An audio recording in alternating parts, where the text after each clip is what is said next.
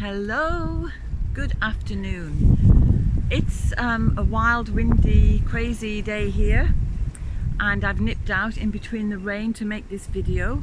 It's just me today because Lol is busy working, so we'll just see how it goes. I've never used a selfie stick before, and so that's a bit of a worry as to how it'll turn out, but hopefully all will be well. And I just thought I'd show you this.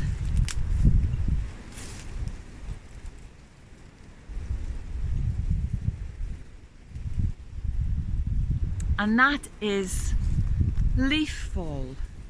This time of year the leaves fall from the trees. They land on the ground, they rot away, they deliver nutrients into the soil, they create humus, and it means that other things can then live in that soil. That's why we're so lucky to have so many deciduous trees, because they rejuvenate the soil. And it's Mother Nature's way of guaranteeing that the soil does not become depleted. And so, who better example to follow than Mother Nature's? And that's why we always mulch our vegetable beds and anywhere else that we feel is needing some help. So we use what resources we have to hand, and that will include seaweed that we collect on the beach after a storm when it gets blown up and it's kind of half rotten already. We put it onto the beds, and all the minerals in the seaweed replenish the nutrients lost from the soil from growing things the previous summer. But not everybody lives near the sea. So the other things that we use would be sheep's wool.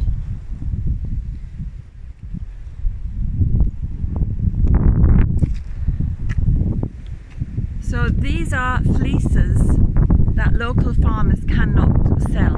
There's no market for wool anymore because all our clothes have become plasticized, they're all synthetic, and wool is not wanted, which is, you know, what kind of thinking, what kind of system does this?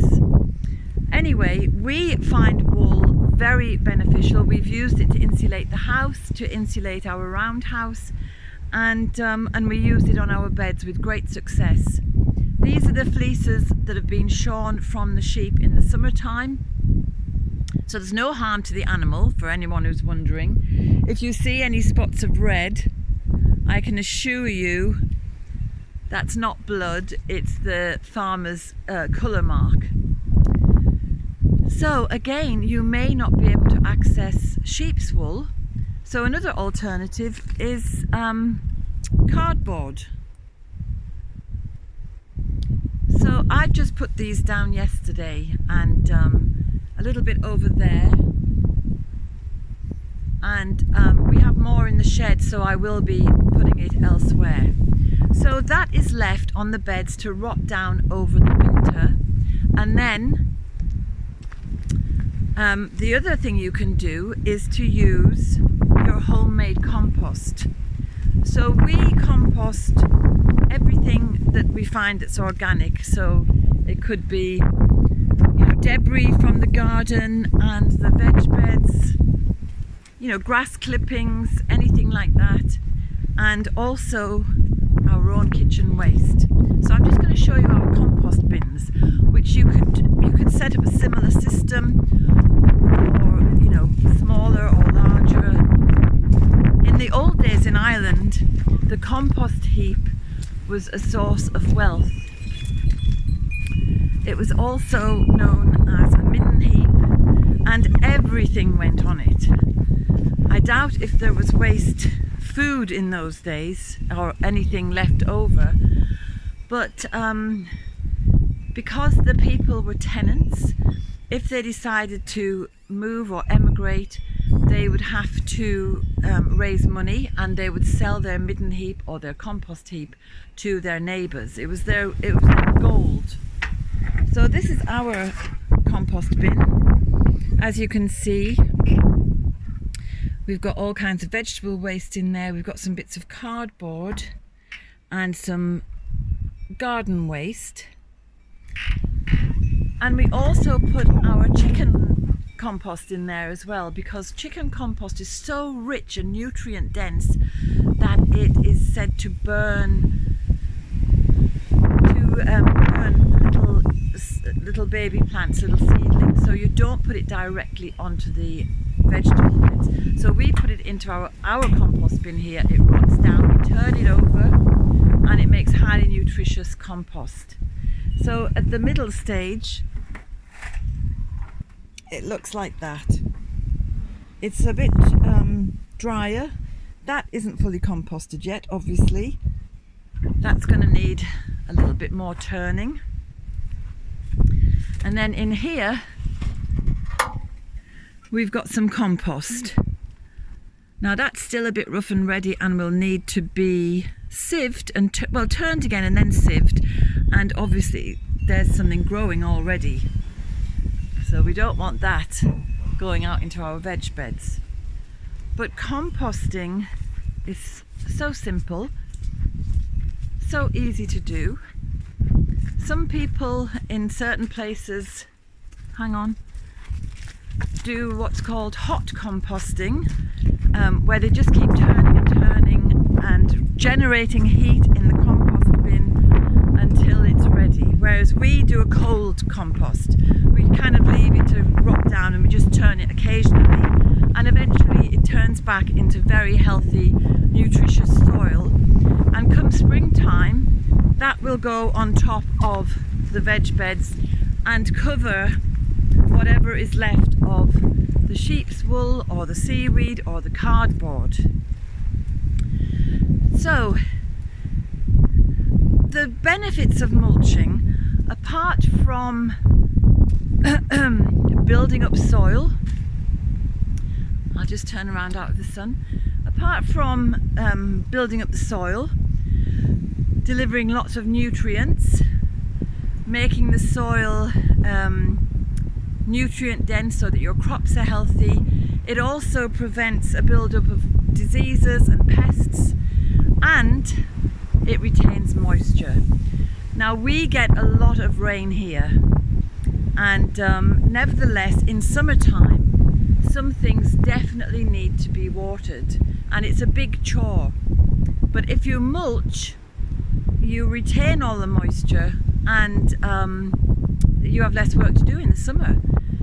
The other benefit is that with the sheep's wool, slugs and snails absolutely detest travelling across it. It interferes with them. I think it gives them electric shocks or something, but the fibres are just difficult for them to manage and they avoid it. So that means we have fewer pests eating our little seedlings, such as snails and slugs. But I would suggest that you use whatever organic matter you have. Some people put down straw, some people use wood chips. I mean, if you live near a timber mill, they're probably happy to give those chippings away or very cheaply sold. And some people actually plant directly in. I've seen it on YouTube. Some people plant directly into those wood chippings because they say it's kind of like a forest floor. Other people plant directly into straw bales and have great success. So you just use whatever you have. And I have a friend who lives in America in a desert region, and she mentioned that there were certain things that she couldn't grow because of the drought and the heat and the dryness. So I would suggest mulching, because there's precipitation even in desert areas during the evenings and the night times, and you can harvest that moisture by mulching. And anyone who lives in a dry or difficult area like that, I suggest you look up, I think it's on YouTube.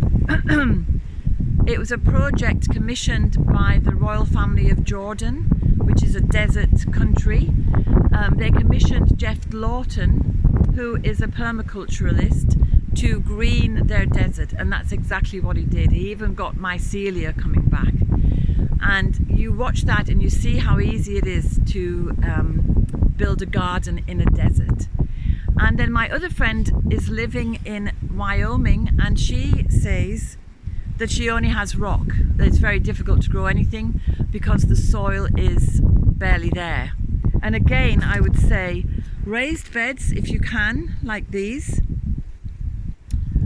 Do lasagna beds, keep mulching, mulching, mulching. As everything rots down, it creates fantastic soil. I mean, look how lovely this soil is. It's lovely and friable.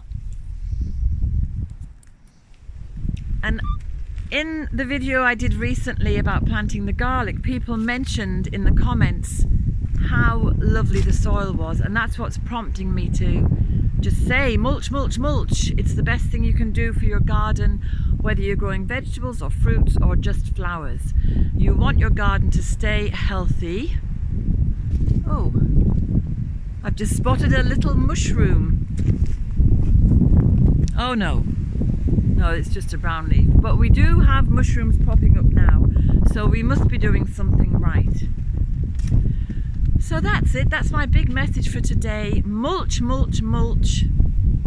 I'm going to pop some, I'm just going to pop some bulbs in now. I've got some alliums and I've got some tulips, and I'm going to dot them around. And then I have a huge sack of daffodils and narcissi that will go down in the other garden under the trees. So I wish you well for the coming week, and I look forward to your comments, and a huge thank you for the comments, because I feel as if I've got friends across the world and we enjoy each other's company. And I hope to see you next week. Bye for now.